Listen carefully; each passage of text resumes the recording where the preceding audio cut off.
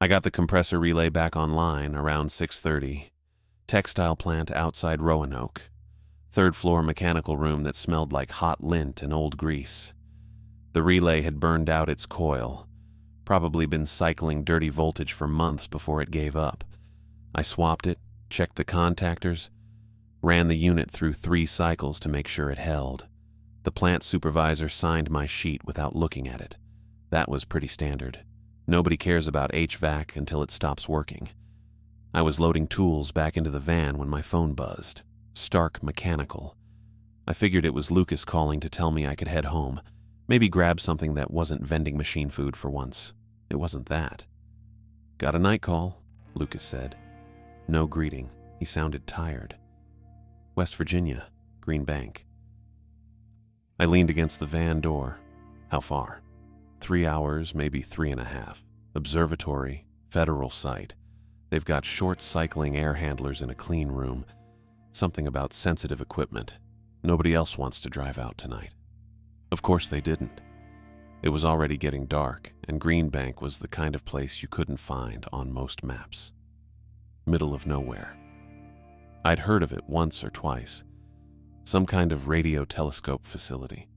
The kind of place that made you turn your phone off because even a cell signal could mess with their readings. "What's the rate?" I asked. "Standard after hours plus mileage. Job tickets already in your queue." I pulled up the app on my phone. The ticket loaded slow, probably because I was still parked in the plant's loading zone where the signal barely reached. National Radio Astronomy Observatory. 2 air handler units, model numbers I recognized, short cycling every 8 to 12 minutes. Probable cause, bad pressure switch or fouled condenser coils. Estimated time 2 to 4 hours. It was doable. Long drive for a short fix, but that was the job sometimes. "Yeah, I'll take it," I said. "Good. Contact name's Rodney Fitzgerald, facilities lead. He'll meet you at the service gate. They're expecting you around 10. Lucas hung up before I could ask anything else. Also standard. I climbed into the van and punched the address into my GPS. 3 hours, 17 minutes. The route took me west on Route 64, then south through towns I'd never heard of. I stopped at a gas station just outside Covington, filled the tank, grabbed a coffee and a sandwich that tasted like plastic and mayonnaise. Ate it in the parking lot while the GPS recalculated. The drive got quieter the further I went. Fewer cars, fewer lights. The highway turned into a 2-lane state route that curved through dense woods and hills that pressed in close on both sides. My headlights caught reflective eyes a couple times.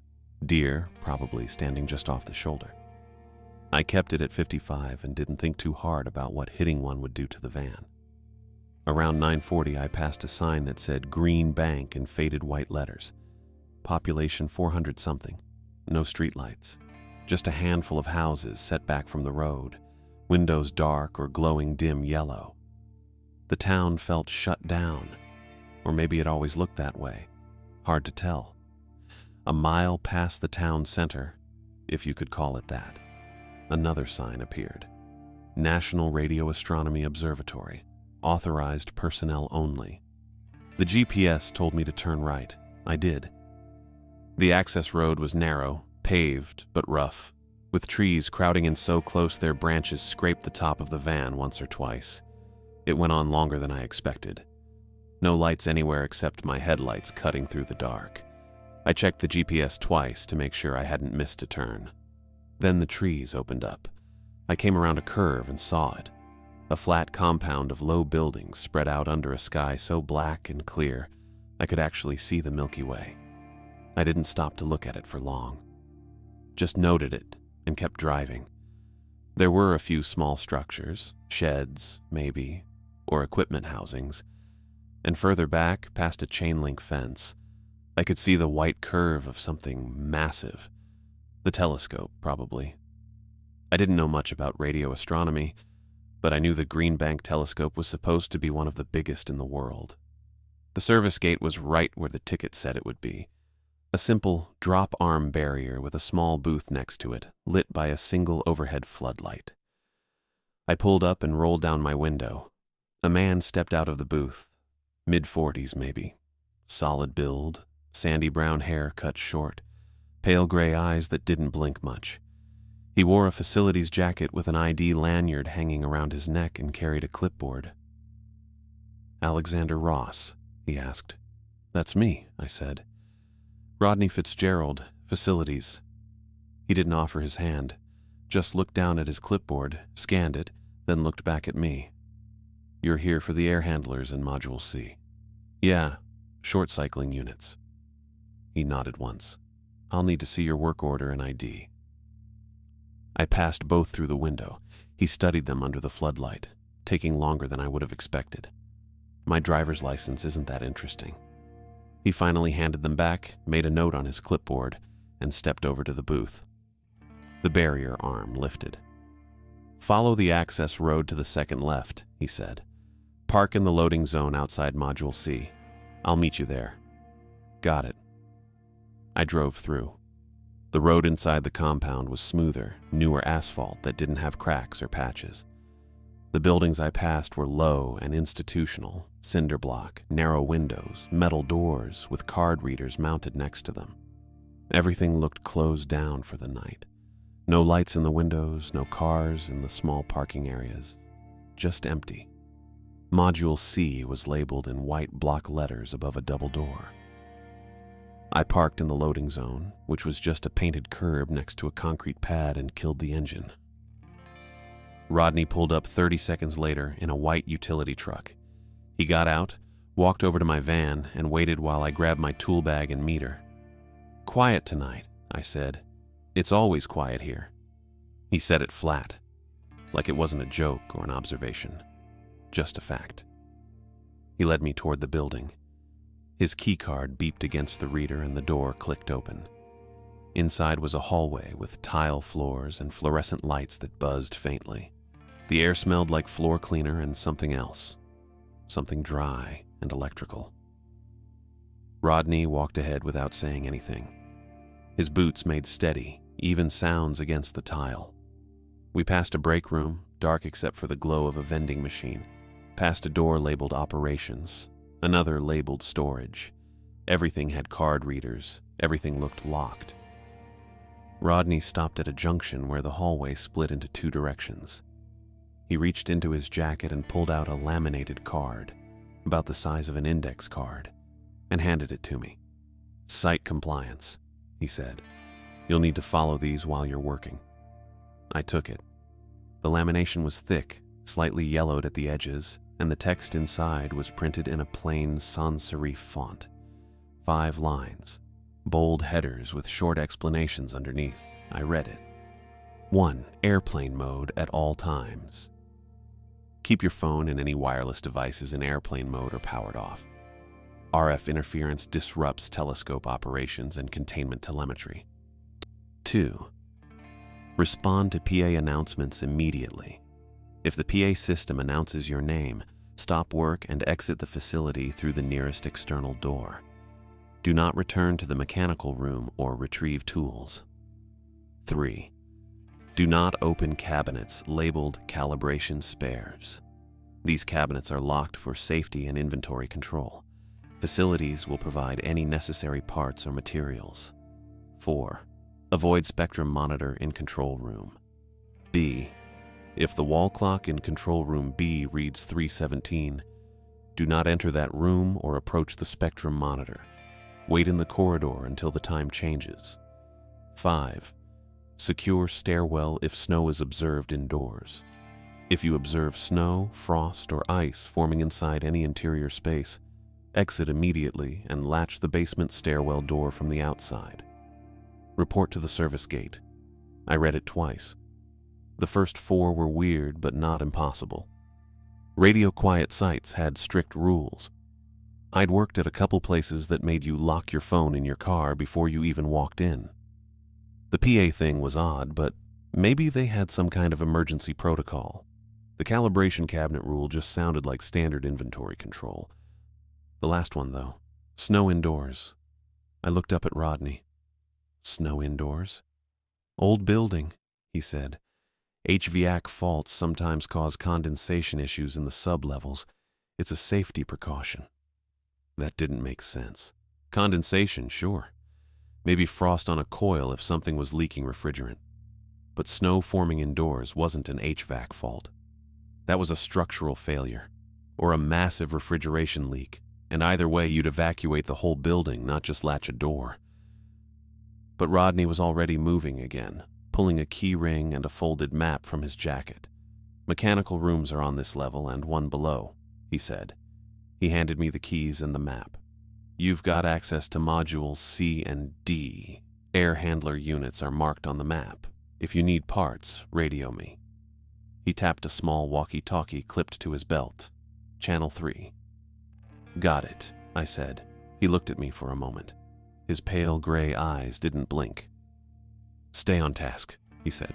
"Finish the work and log out at the gate before you leave. Don't explore. Don't open doors you don't need to open."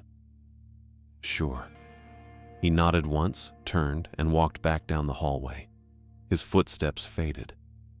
Then the far door beeped and clicked shut, and I was alone.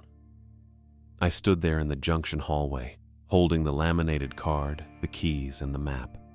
The fluorescent lights buzzed overhead. Somewhere deeper in the building, I could hear the faint hum of a compressor running. I checked my phone. Airplane mode, already on. I'd switched it over when I passed the town limit, just out of habit. Then I looked at the map. Module C, Mechanical Room 2. Second door on the left, down the east corridor. That was it. Just another night call. Just another job. I folded the card into my jacket pocket, shouldered my tool bag, and started walking. The south wing mechanical space was hotter than it should have been. Not overheated exactly, just warmer than the corridor, probably 80-something degrees, and the air smelled dry and dusty with that electrical ozone smell you get from motors running hard. The air handler sat against the far wall, a big boxy unit maybe 6 feet tall, painted institutional beige with a service panel on the front. I could hear the belt before I even got close. That high squealing whine that means the thing's slipping, probably glazed or cracked or just loose on the pulleys. I set my tool bag down and popped the access panel. The belt was bad. I could see it right away. Cracked along the inner edge, shiny and glazed on the contact surface, riding too high on the motor pulley. When I touched it with my finger, it had that hard, slick feeling instead of the grip it should have had. The motor was running, blower spinning, but the belt kept slipping every few seconds and making that awful noise. I killed the power at the local disconnect and waited for the blower to coast down. Took maybe 20 seconds. Then I loosened the motor mount bolts, 4 of them, half-inch heads, and slid the motor forward on its rails to get slack in the belt. The old belt came off easy. I dug through my bag for a replacement and found a B-section belt that looked close to the right length. Wasn't a perfect match, but it'd work. I looped it over the pulleys, checked the alignment by eye, then cranked the motor back until the belt had about half an inch of deflection when I pressed down on it. Tightened the mount bolts in a cross pattern so it wouldn't cock sideways. Flipped the disconnect back on and the motor spun up smooth. No squeal. Blower turning steady. I let it run for a minute and listened. Sounded fine. That part was easy. The short cycling was the real problem. I grabbed my meter and the folded map Fitzgerald had given me and checked the route to the electrical panel. It was marked on the map, 2 rooms over through a connecting door.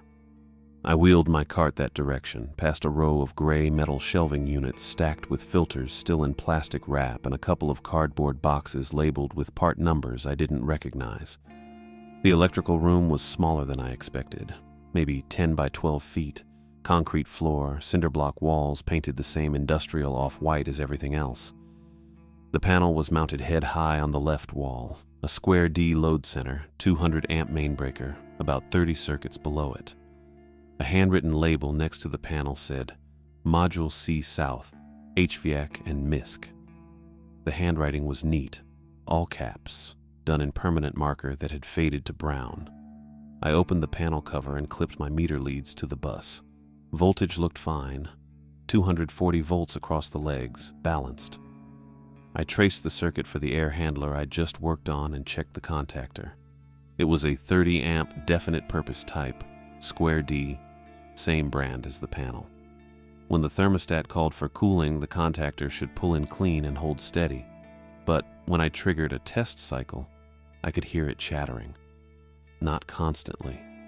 Just every few seconds, a quick metallic click, click, click like it was losing grip and catching again. I killed the breaker and pulled the contactor out of its mount. The coil looked fine, but the connection lugs were loose. Not finger loose, but loose enough that under load they'd heat up and expand, and the contactor would drop out for a split second before pulling back in. That had caused the short cycling. 8 to 12 minutes. Yeah, that tracked. The unit would start, run until the contactor chattered and dropped, then the safety timer would reset and it'd start again. I tightened the lugs with my nut driver, quarter turn on each one, then checked them again to make sure they were snug. Reinstalled the contactor, flipped the breaker back on, and ran another test cycle. This time it pulled in clean. Solid click, no chatter. Voltage stayed steady across the load terminals. I watched it for maybe 3 minutes, completely stable. I was checking the reading a fourth time when the PA speaker clicked. It was mounted in the corner of the room near the ceiling. A small rectangular grill, maybe 6 inches across, beige plastic. I'd noticed it when I came in, but it hadn't made a sound until now. Just a single click, like a relay closing. Then it said my name. Alexander Ross. That was it. No alarm tone. No attention or please report to or anything. Just my name, clear and flat, in a man's voice I didn't recognize. Not Fitzgerald's voice. Someone else. The speaker clicked again and went silent. I stood there with the meter still in my hand and my other hand on the panel door. My gut went cold in that specific way it does when something's wrong but you don't know what yet. The laminated card. Rule 2. If PA system announces your name, immediately stop work and exit through nearest external door without returning to mechanical room or retrieving tools. I'd read it twice in the hallway and thought it was weird but not impossible. Big federal site, lots of protocols. Maybe they had some safety thing about clearing areas during certain tests. But actually hearing my name come out of that speaker with no context, no instruction, nothing, that was different. I looked at the panel. Contactor was holding steady. Unit was running fine now. I could button it up in 2 minutes, pack my tools, write up the ticket, and be done. Probably nothing. Probably some automated check-in thing and I was supposed to radio back or walk to the booth or something. But the rule said exit immediately. I shut the panel cover, left my meter on top of my tool bag, left the bag sitting next to the panel with the nut drivers and spare contactors and wire still inside, stepped out of the electrical room and pulled the door most of the way closed behind me. Fitzgerald had pointed out the exit route when we'd walked in. Back down the main corridor, past the junction, through the double doors at the end. I followed it. My boots sounded too loud on the tile. The fluorescent lights buzzed overhead same as before, but now I noticed it more.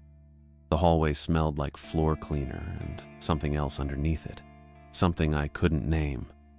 I hit the double doors and pushed through. Cold air hit me in the face. Had to be low 40s outside, maybe high 30s. I hadn't grabbed my jacket, left it in the van. The route downhill was obvious. A paved path, maybe 4 feet wide, leading away from Module C toward a cluster of smaller structures about 100 yards off. I could see them in the ambient light from the compound. A squat shed with a metal roof, a cylindrical diesel tank next to it, maybe 10 feet tall and painted white with rust streaks down the sides. Generator shed, I figured. Every site this remote had backup power. I walked down the path. The pavement was rough under my boots, patched in a couple places with asphalt that didn't quite match. Trees pressed in on both sides, just dark shapes against the stars. No lights down here except what spilled from the main buildings behind me. The diesel tank sat on a concrete pad next to the shed. The shed itself was maybe 12 by 12, corrugated metal siding, no windows, one door with a heavy padlock. I could hear the low hum of something mechanical inside, probably the generator on standby, ticking over. I stopped next to the tank and waited. The rule didn't say how long, just said exit through the nearest external door. Didn't say come back, didn't say wait for instructions, but it also didn't say what I was supposed to do next, and standing outside a diesel tank at 40 degrees with no jacket didn't seem like a long-term plan. I waited anyway, watched the main buildings, watched the access road, watched for headlights or someone walking out or a radio call or anything. Nothing happened. The compound stayed quiet. A few lights on in the buildings, but no movement I could see. No vehicles. No Fitzgerald walking down to check on me. No PA announcement telling me to come back or report somewhere else. Just the hum from the generator shed and the wind moving through the trees and the cold working its way through my shirt. I checked my phone out of habit. Still in airplane mode. No signal anyway, probably. I didn't turn it off, airplane mode, to check. 5 minutes. Maybe closer to 10. Hard to say. I didn't wear a watch. The air handler was running steady when I left, but it hadn't been tested under a full load cycle yet. If it short-cycled again overnight and someone came in tomorrow morning to a warm, clean room, that was on me. Lucas would get the call. I'd get pulled off the rotation, maybe worse. Federal site, high-profile client. Stark Mechanical couldn't afford a bad report. I looked back up the path toward Module C. Lights still on inside. Door still closed. Nobody was coming. The rule said exit. It didn't say stay out. And if they wanted me gone, they could have sent Fitzgerald down here or called on the radio or done literally anything other than nothing. I walked back up the path. The weirdness sat in my chest the whole way. That feeling like I was making the wrong choice. But I was making it anyway because the job wasn't done and I didn't have enough information to do anything else. The door opened when I pushed it. The hallway looked exactly the same. Fluorescent lights, buzzing. Tile floor. Smell of cleaner and that dry, electrical smell. I kept walking. Back to the electrical room. Back to my tools. The panel was still closed. My meter was still sitting on my tool bag. Everything exactly where I'd left it. I picked up the meter and opened the panel again. The contactor was holding. Voltage steady. Unit running smooth. I got back to work. I went back to the air handler with the replacement contactor in hand. The old one had been chattering because the connection lugs were loose. Common enough problem, usually fixed with a quarter turn on each terminal. But this one had heated enough that the metal had expanded and contracted too many times. The lugs were scored where they'd arced. I could have tightened them and probably gotten another month out of it, but that wasn't the kind of repair you leave at a federal site in the middle of nowhere at 11:30 at night when you're 3 hours from home. I killed the breaker again, waited for the unit to go quiet, pulled the old contactor and set it on top of my tool bag. The replacement was a square D 2-pole, 30 amp, same coil voltage. I checked the mounting holes, lined up clean, then bolted it in and torqued each lug to spec. Not finger tight, not gorilla tight, just right. That's the part most people screw up. They think tighter is better and then wonder why the terminal cracks or the wire strands shear. I flipped the breaker back on and the contactor pulled in with a solid click. Clean. No chatter. I clipped my meter leads across the load terminals and watched the voltage hold steady at 238. The blower motor spun up smooth.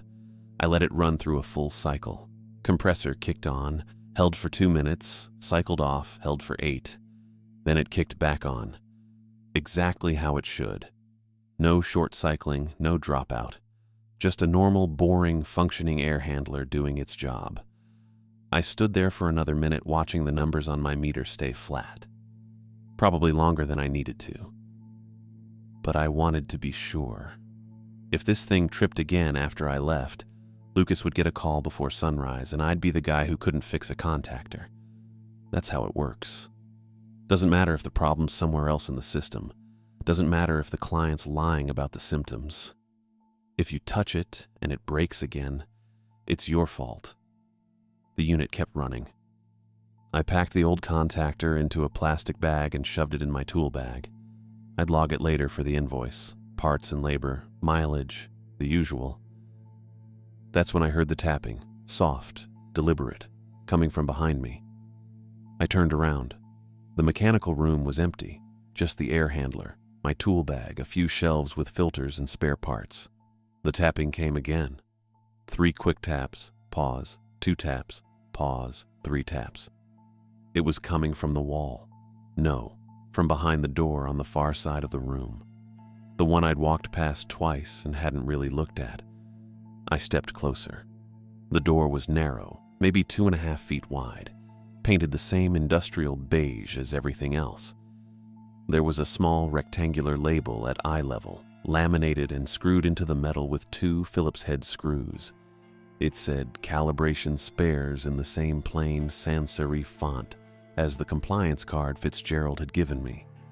The tapping stopped. I waited. Counted to 10 in my head. It started again. 3 taps, pause, 2 taps, pause, 3 taps. Same pattern, exactly the same rhythm. I thought about the rule on the card. Do not open cabinets labeled calibration spares. Locked for safety and inventory control. Except this wasn't a cabinet. It was a door. And I hadn't tried the handle yet, so I didn't know if it was locked. The tapping repeated. 323, like it was waiting for me to answer. I didn't touch the door. I'm not an idiot.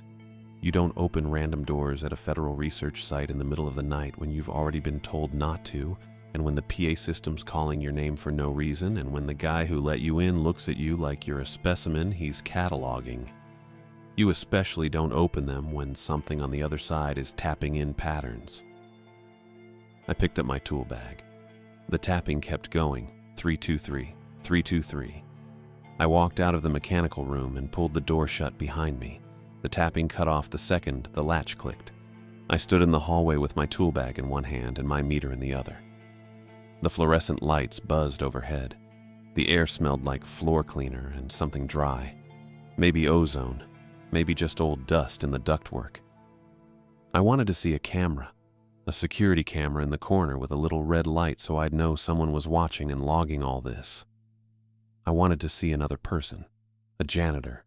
A night shift tech. Anyone. The hallway was empty. I checked my phone. Still in airplane mode.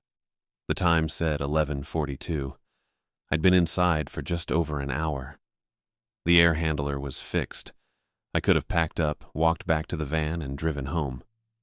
But I kept thinking about the PA announcement, about the rule that said exit immediately, and how nobody had come to check on me, and how when I came back inside, everything was exactly where I'd left it, like the whole thing had been a test, or a mistake, or something else I didn't have a name for. I wanted to know if there were logs, if someone was tracking this, if Fitzgerald was sitting in that booth at the service gate watching camera feeds and making notes on his clipboard. The control rooms were marked on the map Fitzgerald had given me, 2 of them. Control Room A and Control Room B, both in Module C, 1 level down. I found the stairwell at the end of the hallway. Metal stairs, concrete walls, fluorescent lights in wire cages. My boots made flat echoing sounds on the treads.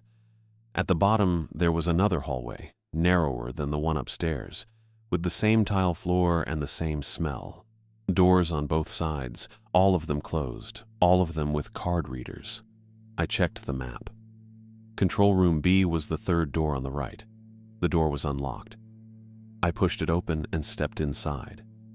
The room was dark, except for the glow from equipment racks along the left wall and a couple of standby monitors on the desks.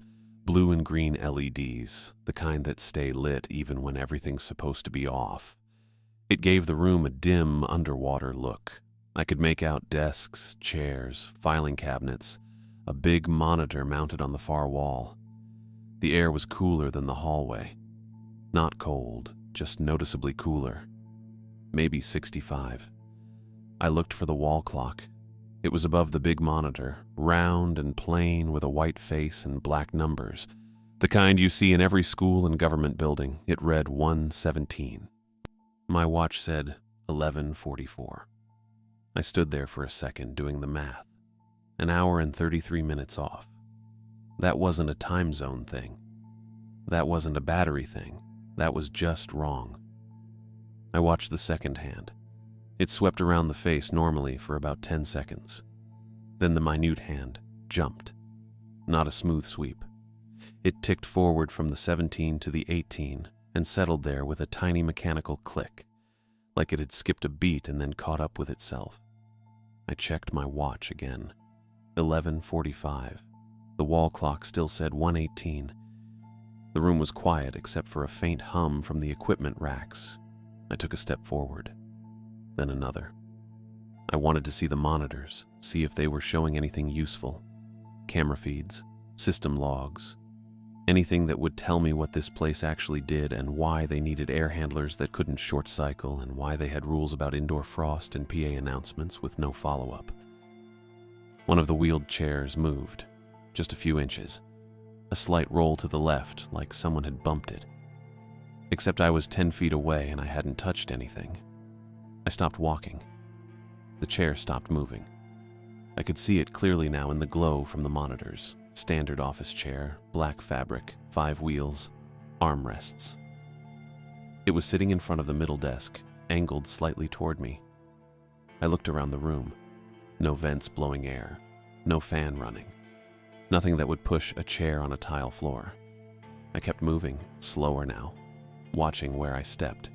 The tile was clean, no dust, no dirt, no scuff marks, just smooth gray tile with thin grout lines. Then I saw the water. A thin line of it, maybe an inch wide, running from somewhere behind the desk toward the big monitor on the wall. It looked fresh, not a puddle, not a spill, just a line, like something had melted and run across the floor in a straight path. I crouched down next to it. The tile was wet. I touched it with one finger and the water was cold. Really cold. Colder than tap water. Colder than it should have been in a room that was 65 degrees. I followed the line with my eyes. It led to the desk under the big monitor. There was a headset sitting there. The kind with a boom mic and padded ear cups, black plastic and foam. The cable was coiled next to it. I walked over, set my tool bag down, leaned in close. The headset had frost on it. Not condensation, not moisture. Frost. White and crystalline, clustered around the jack, where the cable plugged into the base and spreading up the cable itself in thin, feathery lines. I touched the metal jack with the back of my knuckle. It was cold enough to sting. I pulled my hand back. The room was 65 degrees. The equipment racks were running normal. The monitors were on standby.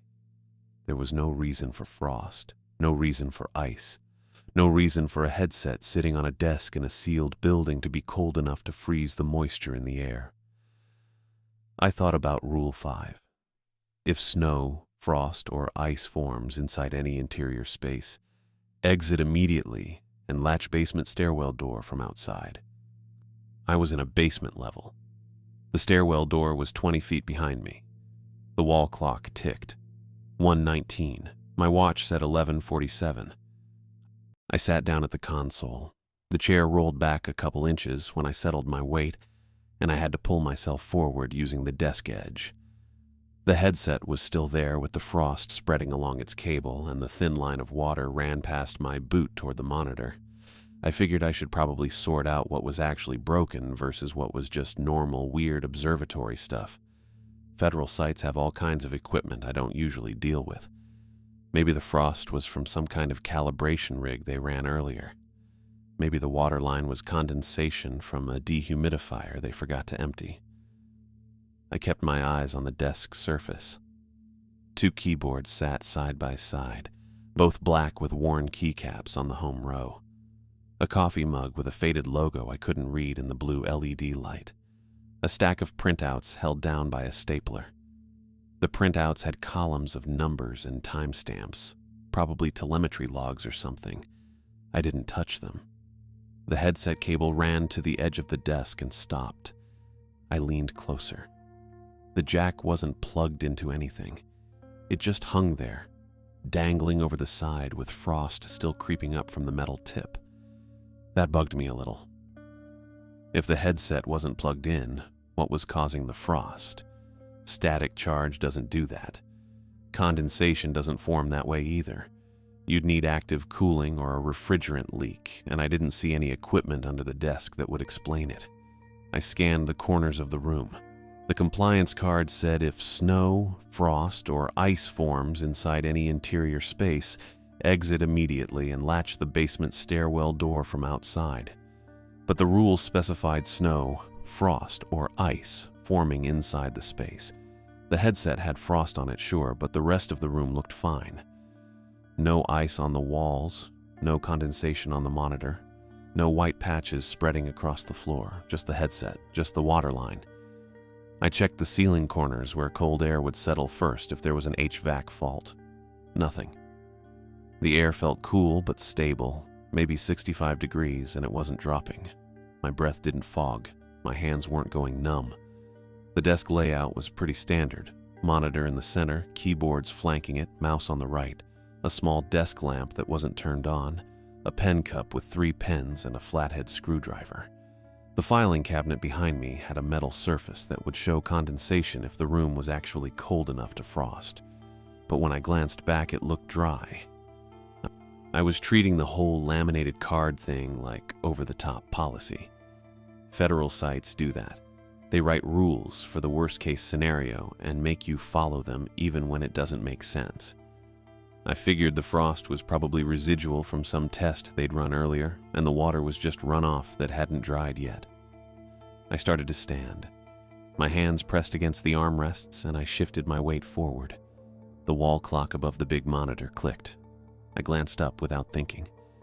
The minute hand jumped from 1:16 to 1:17. 3:17.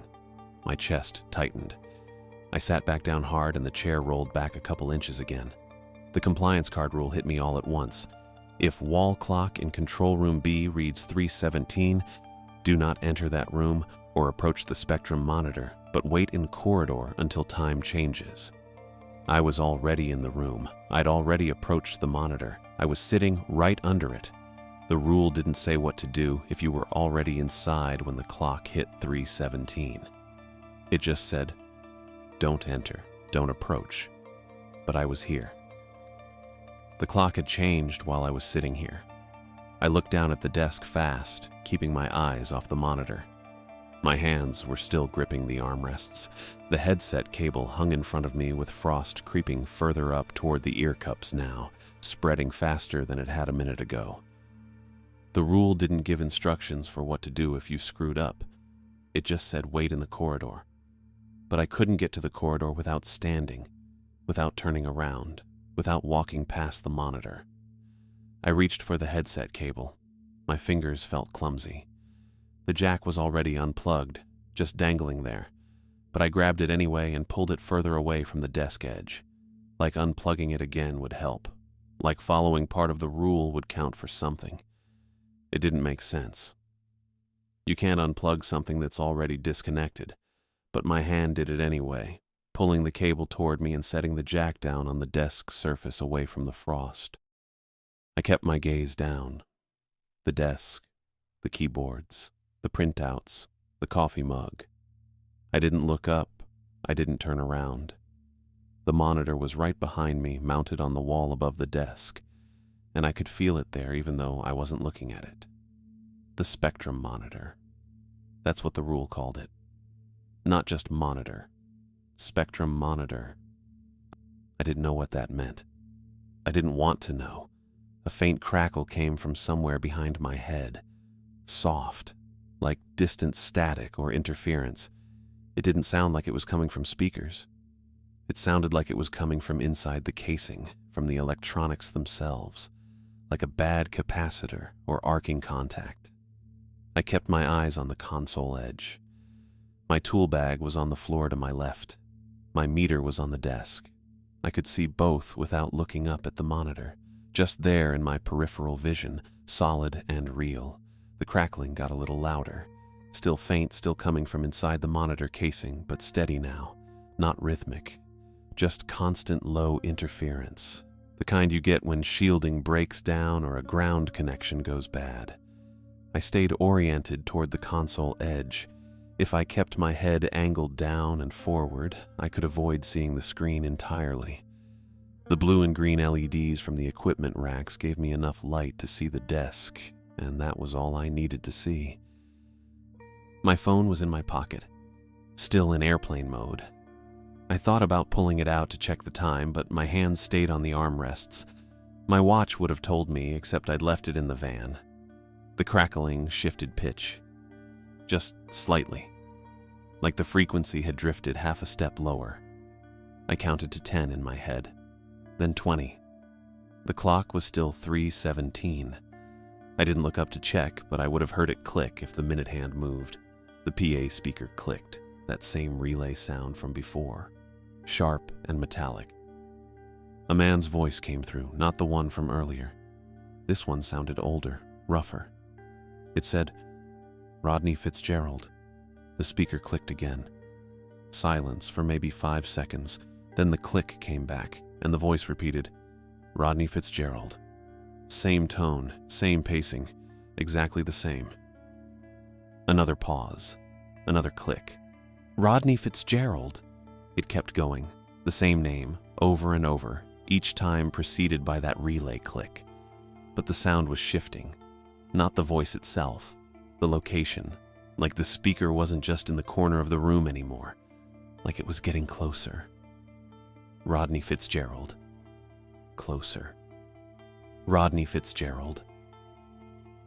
I gripped the armrests harder. The voice wasn't moving through the room. That didn't make sense. The PA system was fixed. The speaker was mounted in the corner, but the sound kept shifting anyway, coming from somewhere to my right now instead of above me. Rodney Fitzgerald, right behind my shoulder. I rose slowly. My legs felt stiff. The chair rolled back as I stood, and I had to steady myself against the desk. I kept my head down, eyes on the tile floor, on my boots, on the thin line of water that had spread a little wider now. Something touched my shoulder. A hand. I recoiled hard, twisting away and stumbling back into the chair. It rolled and hit the desk behind me. My tool bag tipped over and tools spilled across the tile with a metal clatter that echoed way too loud in the small room. I looked up. No one was there. I spun around and Rodney Fitzgerald was standing in the doorway. Same facilities jacket, same ID lanyard, same pale gray eyes that didn't blink much. He looked exactly like he had at the service gate. Solid build, sandy brown hair, everything on duty and professional. He stood there with his hands at his sides, not moving, not reacting to the tools scattered across the floor or the chair I'd knocked into the desk. "Sight flagged an unauthorized person in Control Room B," he said. His voice was low and matter-of-fact, same tone he'd used when he handed me the keys. "You need to leave immediately." I didn't say anything. My heart was still hammering from the hand on my shoulder, and I was trying to process the fact that no one had been there a second ago. Now Rodney was here, just standing in the doorway. He stepped into the room. "Now, please." I nodded. Couldn't really argue with that. I wasn't supposed to be down here anyway.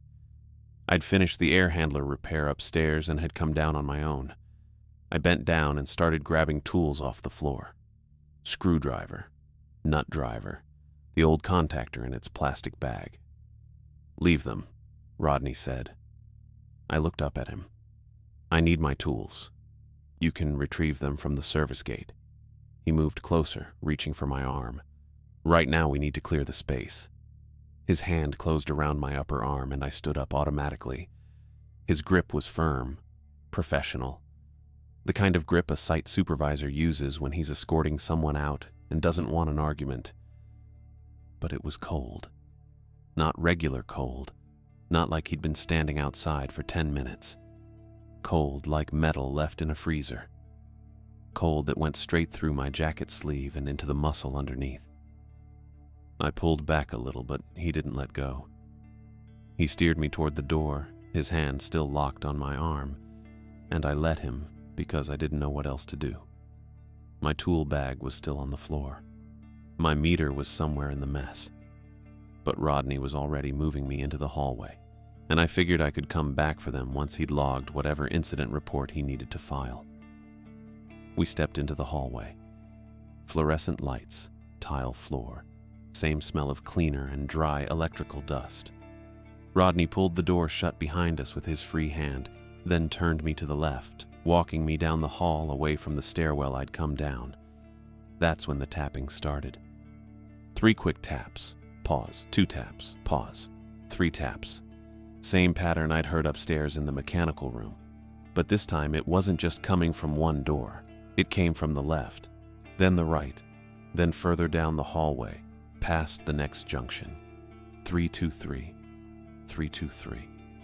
Like someone was moving from door to door, knocking the same rhythm, or like multiple people were answering at once. Rodney kept walking. His grip on my arm didn't change. He didn't react to the tapping at all. "You hear that?" I said. "Pressurization cycling," he said. Calm, flat. Happens when someone opens an exterior door. That wasn't pressurization cycling. I'd worked enough clean rooms to know what pressure differentials sounded like when they equalized. This was deliberate, rhythmic. It followed us as we walked. We passed a door on the right, and the tapping came from directly behind it. 323. We passed another, and it started there too, overlapping with the first. The hallway was filling with the sound. Dozens of doors, all tapping the same pattern, all perfectly synchronized. Rodney didn't slow down. I caught our reflection in a glass panel mounted on the wall. Some kind of safety notice behind the glass, but I wasn't reading it. I was looking at my shoulder, the one Rodney wasn't gripping. There was white dusting on the fabric, fresh, crystalline. It caught the fluorescent light and sparkled a little the way snow does when it's new and hasn't been stepped on yet. Snow. I stopped walking and Rodney's grip tightened, pulling me forward. I twisted to look at my shoulder directly. The dusting was there, definitely there. Small, delicate crystals melting slowly into the weave of my jacket. There was no snow outside. It was low 40s, maybe high 30s, dry, clear sky, and we were inside. "Keep moving," Rodney said. "There's snow on my shoulder," I said. "Condensation from the HVAC differential." He steered me around a corner, still pulling. "We need to secure the basement stairwell." I looked up at the ceiling. No vents directly above us. No condensation forming anywhere else. Just the white crystals on my shoulder, melting slowly, leaving a damp patch behind. The compliance card rule: if snow, frost, or ice forms inside any interior space, exit immediately and latch basement stairwell door from outside. Rodney was taking me toward a stairwell, not the one I'd come down.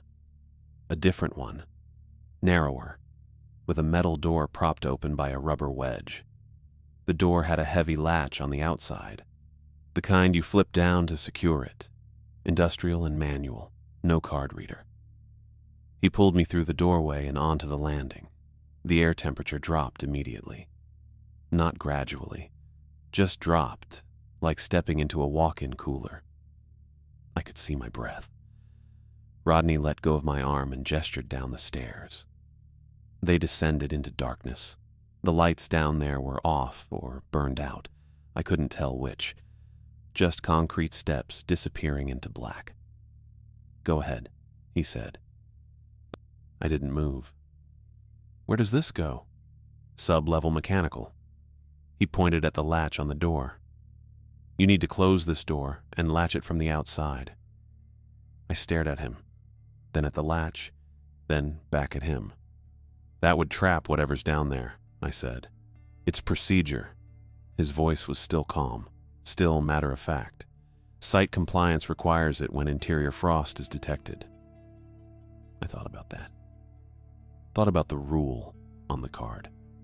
Exit immediately and latch basement stairwell door from outside. It said, latch it from outside, meaning stand in the hallway and secure the door so nothing from the basement could come up. But Rodney had walked me through the door, onto the landing. He wanted me to go down the stairs and then come back up and latch it. That didn't make sense. That would trap me inside with whatever was down there. "I'm not going down there," I said. Rodney turned to look at me. His face was the same: sandy brown hair, pale gray eyes, broad nose, slightly puffy cheeks. Everything exactly the same as it had been at the service gate. Except it wasn't. Something was off. The features were right, but they didn't fit together the way they should. Like someone had drawn a face from memory and gotten all the parts correct, but put them in slightly the wrong places. The eyes were too far apart, or maybe too close. The nose sat a fraction of an inch too high. The mouth didn't line up with the jaw. I took a step back. The skin moved. Not the muscles underneath. The skin itself. It shifted across the bones like it was loose, like it was a mask that didn't quite fit, sliding a millimeter to the left and then settling back into place. "Go down the stairs," Rodney said. Same voice, same tone. But his mouth didn't move quite right when he spoke.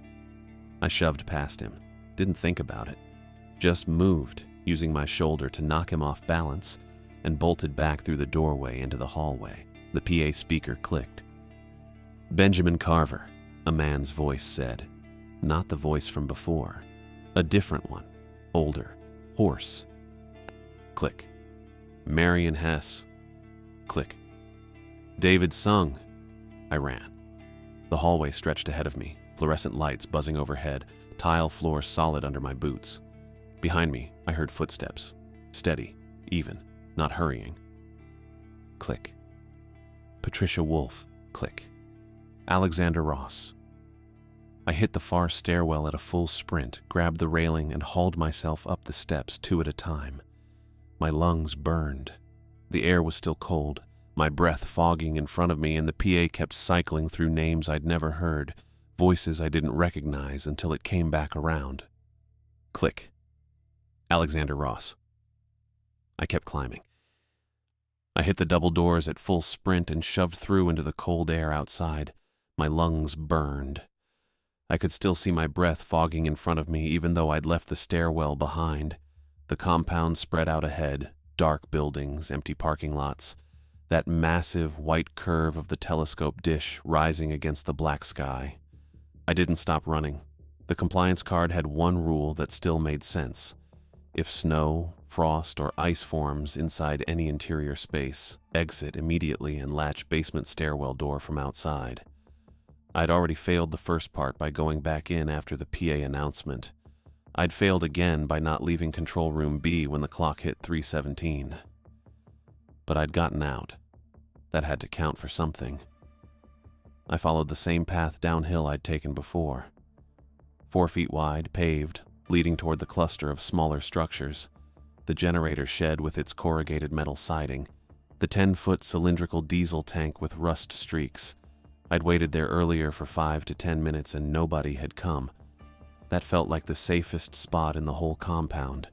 Away from the buildings, away from the doors, away from whatever Rodney Fitzgerald had become. The shed's mechanical hum grew louder as I got closer. Generator on standby, same as before.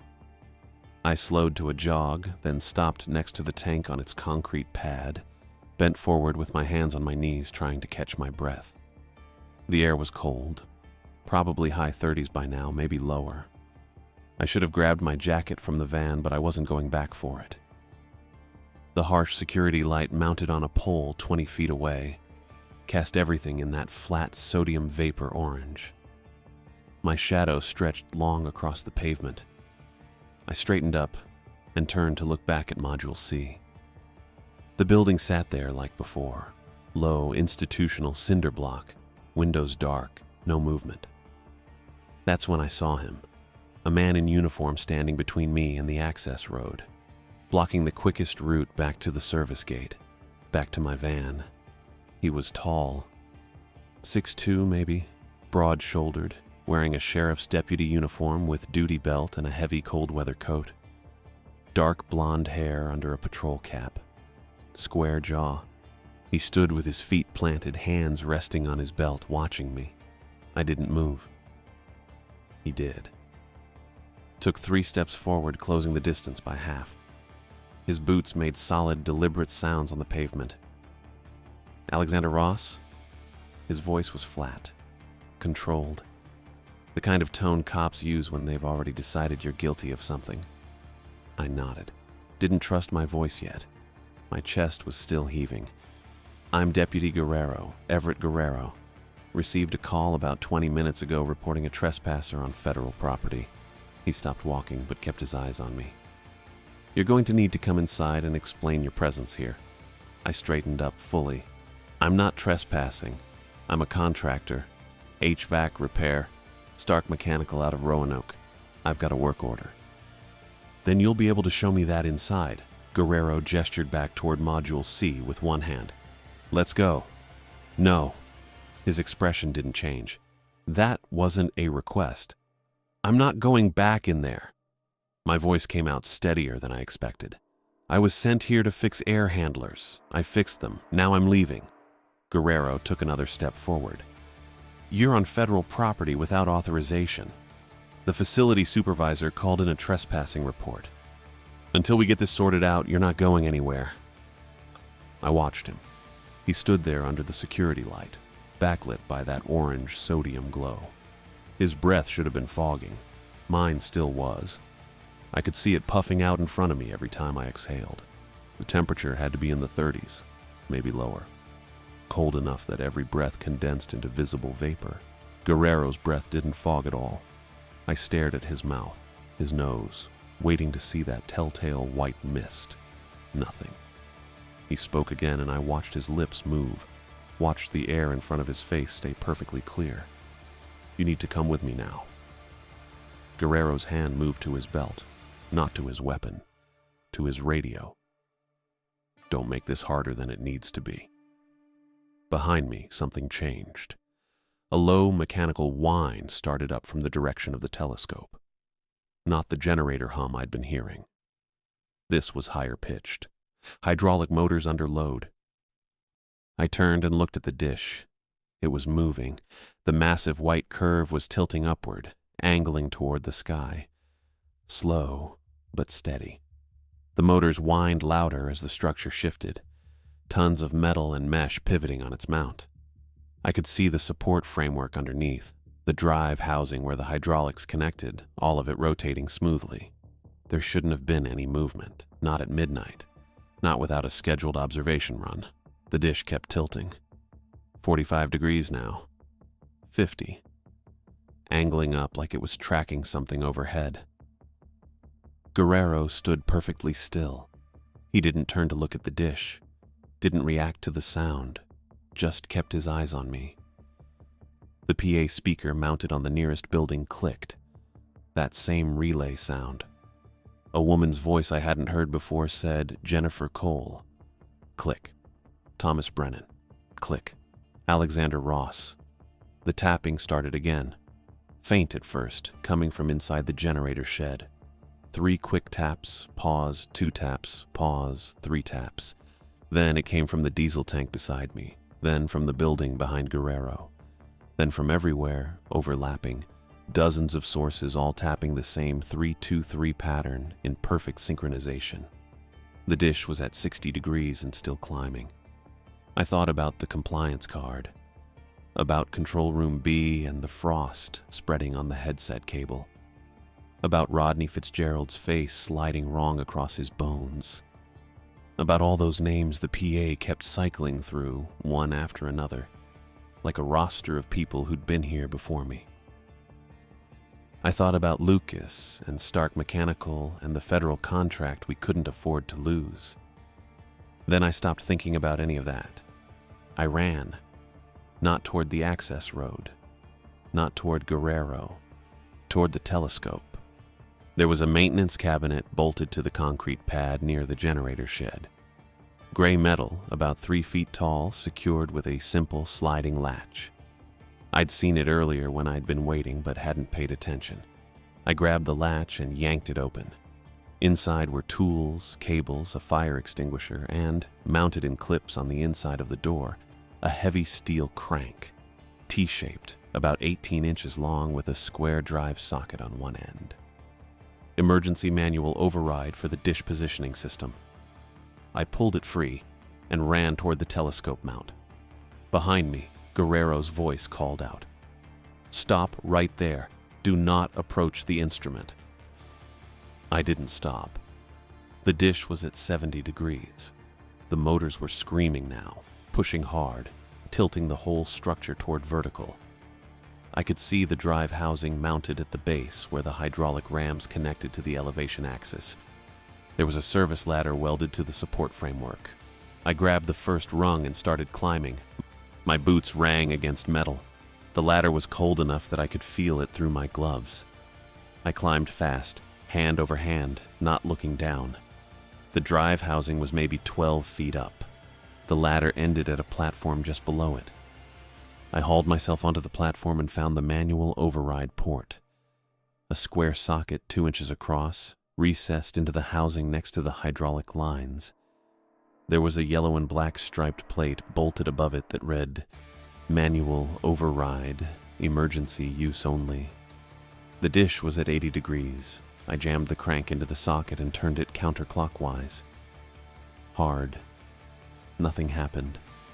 The hydraulics were still powered, still pushing the dish upward. The crank didn't want to move. I put my full weight on it, leaning into the handle, and felt something give. A mechanical clutch disengaging. The crank turned 6 inches and caught. The dish stopped climbing. The motors changed pitch, whining higher as they fought against the manual system. I kept cranking. Every rotation brought the dish back down maybe half a degree. The hydraulics were fighting me, trying to push it back up. My shoulders burned, my arms shook. The crank handle was freezing cold, and the metal bit into my palms, even through the gloves. I cranked it around once, twice, 3 times. The dish lowered another degree. The tapping got louder, faster. The 3-2-3 pattern overlapped until it sounded like rain hammering on metal. I cranked harder. The PA cycled through more names. David Sung, Patricia Wolf, Alexander Ross, Jennifer Cole. Over and over. My name kept coming up every 4th or 5th cycle. The dish was back to 70 degrees, then 65. The motors screamed, but I kept cranking. My right shoulder felt like someone was driving a spike through it. Something in my left forearm pulled and went hot. I didn't stop. 60 degrees, 55. The tapping changed rhythm, no longer synchronized. It sounded frantic now, chaotic, coming from every direction at once. 50 degrees. I gritted my teeth and threw everything I had into it. The crank turned. The dish lowered. 40 degrees. 30. My vision started to blur at the edges. I blinked hard and kept going. 20 degrees. 15. The rim of the dish was angling toward the ground now, tilting down past horizontal. This wasn't a normal operating position. This was emergency shutdown. This was forcing the whole structure into a position it was never designed to hold. I cranked it down to 10 degrees. 5. The edge of the dish touched the ground. The motors cut out instantly. The whining stopped. The tapping stopped. The PA speaker clicked once and went silent. Everything went quiet. I let go of the crank and sagged against the platform railing. My arms felt like they were on fire. My hands were shaking so bad I could barely grip the metal. I stood there breathing hard, watching the dish sit motionless with its rim pressed into the dirt. Below me, something hit the pavement. I looked down. Guerrero was lying on the ground next to the generator shed, face down, not moving. He'd taken one step forward. I could see his right boot was ahead of his left, and then just collapsed. I climbed down the ladder. My hands kept slipping on the rungs. By the time I reached the bottom, my legs were shaking too. Guerrero hadn't moved. I walked over slowly, and stopped a few feet away. He was completely still. No breathing, no twitching. Just lying there like someone had cut his power. I didn't get any closer. The sky was starting to lighten. Not much. Just that first faint gray that shows up maybe an hour before sunrise. I could make out more detail in the compound now. The buildings looked ordinary, institutional and boring, same as any federal facility. The dish sat tilted at that wrong angle with its rim dug into the ground. I walked back to the diesel tank and sat down on the concrete pad with my back against the cold metal. My shoulders throbbed. My forearm was swelling. I was pretty sure I'd torn something. I waited. The sky went from black to dark gray to lighter gray. Birds started making noise somewhere in the trees past the fence line. The temperature didn't seem to be warming up any, but at least I could see better. At maybe 6:15, hard to tell exactly, still didn't have my watch, I heard an engine, a vehicle coming up the access road from the service gate. A black SUV rolled into view and parked near Module C. 2 people got out. A man in a dark windbreaker and jeans, and a woman in a black security jacket with a badge clipped to her belt. The woman walked toward me. The man stayed by the SUV. She was maybe 5'6", fit build, black hair pulled back tight in a bun. Sharp features. She carried a tablet in one hand. When she got close enough, I could read the badge. Site security. Alexander Ross. Her voice was crisp, professional. Yeah, I'm Teresa Graham, site security lead. She stopped about 10 feet away and looked at Guerrero's body, then at the dish, then back at me. You're going to need to walk me through what happened tonight. I stood up. My legs were stiff. You want the short version or the long version? All of it. So I told her. Everything. Starting with Lucas's call at the textile plant and ending with cranking the dish into the ground. I told her about Rodney Fitzgerald at the service gate, the compliance card, the PA announcement, the frost on the headset, the wall clock hitting 3:17, the hand on my shoulder, Fitzgerald's face moving wrong, the snow on my jacket, the basement stairwell, Guerrero's breath not fogging, the dish tilting up on its own. Teresa listened without interrupting. She made notes on her tablet. When I finished, she was quiet for maybe 10 seconds. Rodney Fitzgerald, she said finally. Describe him. I did. Mid-40s, solid build, sandy brown hair, pale gray eyes, facilities jacket, ID lanyard. Teresa tapped her tablet a few times, then turned it around to show me the screen. This him? It was a personnel photo. Same man, same face, same jacket. The photo showed him from the chest up with a neutral expression and a lanyard around his neck. The text below read, Rodney James Fitzgerald, Facilities Lead, hired March 2009. Yeah, that's him. Teresa turned the tablet back. Rodney Fitzgerald died 2 years ago. Aneurysm. He was in his office in Module D when it happened. I didn't say anything. You prevented a lock-on event. Teresa's tone didn't change. Still crisp, still professional. The dish was tracking something it shouldn't have been tracking. If it had reached 90 degrees, the feedback loop would have stabilized and we wouldn't have been able to interrupt it manually. What was it tracking? That's not your concern. She tapped the tablet again. But you also committed a serious protocol breach. The manual override system is for structural emergencies only. Earthquake, fire, catastrophic mechanical failure. You damaged the elevation drive and bent the rim support. It was moving on its own. I understand that. I'm telling you how this will be documented. Teresa held out her hand. I need your access card. I reached into my pocket and pulled out the key card Fitzgerald, or whatever had been wearing his face, had given me. Teresa took it and slipped it into her jacket. You're barred from returning to this site. Any future work orders for this facility will be assigned to other contractors. Stark Mechanical will receive formal notification by end of business today. She glanced at Guerrero's body again. You're free to leave. Take Route 28 north to Route 64. Don't stop in Greenbank. What about him? I nodded toward Guerrero. We'll handle it. And my tools. They're still in control room B. Teresa made another note on her tablet. We'll courier them to your company address within 72 hours. That was it. No thank you. No acknowledgement that I'd maybe stop something worse from happening. Just protocol and documentation and get off federal property. I walked back to the van. The man in the windbreaker, Mark Francis, according to the ID I could see now, watched me go, but didn't say anything. My tool bag was gone. My meter was gone. My jacket was still in the van where I'd left it. I climbed into the driver's seat and my shoulders screamed. The left one especially. I could barely lift my arm high enough to grip the steering wheel.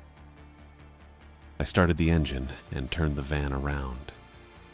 Drove back up the access road toward the service gate. The barrier arm was already raised. Nobody was in the booth. I drove through and turned left onto the main road. In the rearview mirror, I could see the compound. The telescope dish was still tilted down with its rim in the dirt. It looked wrong, broken. But they'd treat it like something that could be fixed, like something that could happen again. My phone buzzed. I'd turned airplane mode off without thinking about it. 3 missed calls from Lucas. 1 voicemail. I didn't listen to it. I knew what it would say. The road stretched ahead through the trees. The sun was coming up behind me, throwing long shadows across the pavement. My hands were shaking on the wheel. My shoulders throbbed with every small movement. I had no guarantee Stark would pay me for the job. No guarantee I'd still have a job at all once Lucas heard the full story from Teresa Graham's formal notification. I kept driving. The dish got smaller in the mirror until the trees swallowed it completely. That was it.